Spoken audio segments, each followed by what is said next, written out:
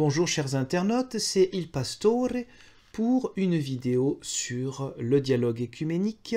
Nous sommes dans la liste de lecture intitulée « Dialogue, accords œcuméniques ». En 1920 a eu lieu un appel très important de la communion anglicane.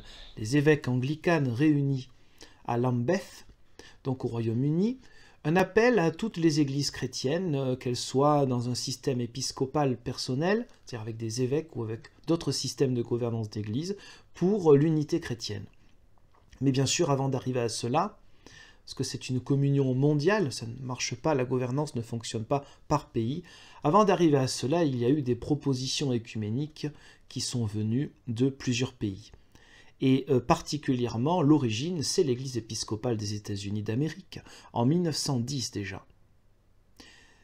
Écoutons quelques extraits d'un texte important qui date du mois de février 1916, qui s'intitule « Vers l'unité chrétienne ». Vous trouverez ce texte compilé avec d'autres dans le lien qui est en dessous de cette vidéo. C'est un rapport d'un sous-comité qui est géré par les archevêques de Canterbury et de York, donc un comité représentatif aussi avec les églises libres, donc des églises qui ne sont pas anglicanes, mais des églises protestantes qui se sont séparées de l'État, et aussi en lien avec la conférence mondiale, en français on dit foi et constitution, c'est Faith and Order. On pourrait penser sur la question de la foi et la question de la gouvernance d'église.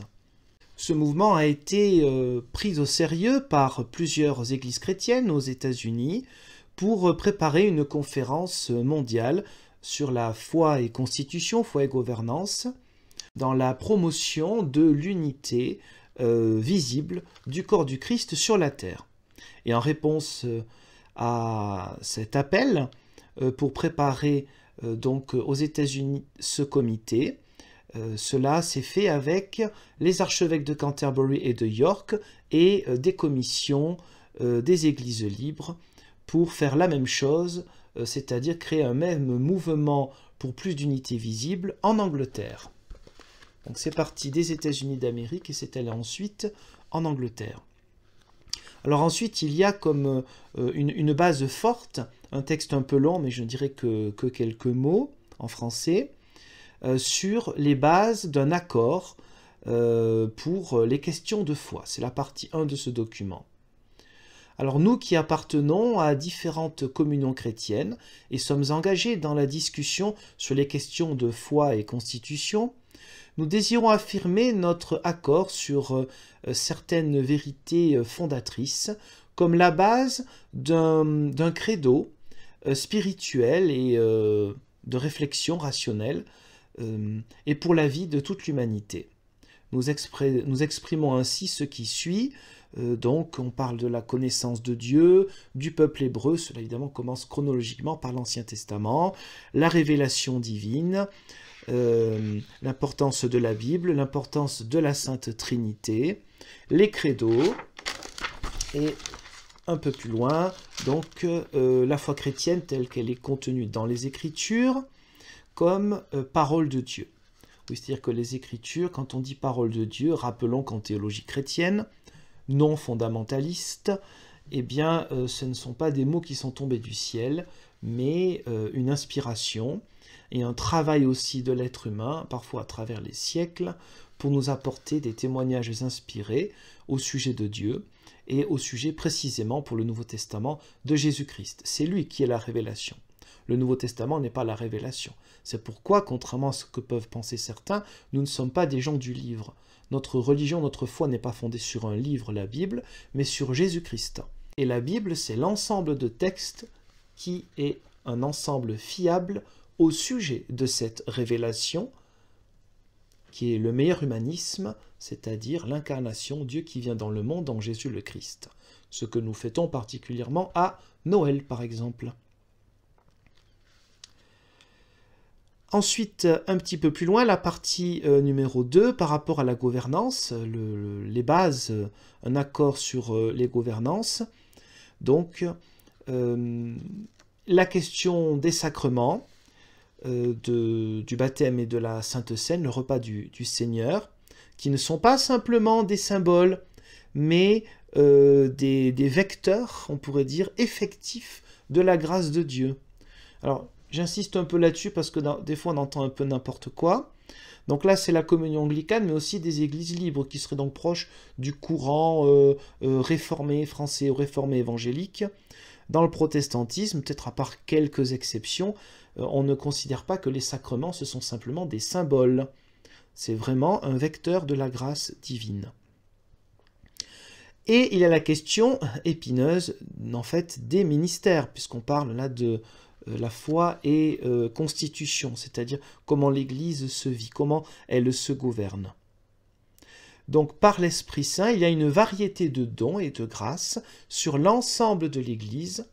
Cette variété est conférée par le même esprit, et dans le même esprit, le ministère, qui est aussi une manifestation de ces dons et des fonctions pour maintenir l'unité et la continuité de ce travail, de ce témoignage de l'Esprit Saint.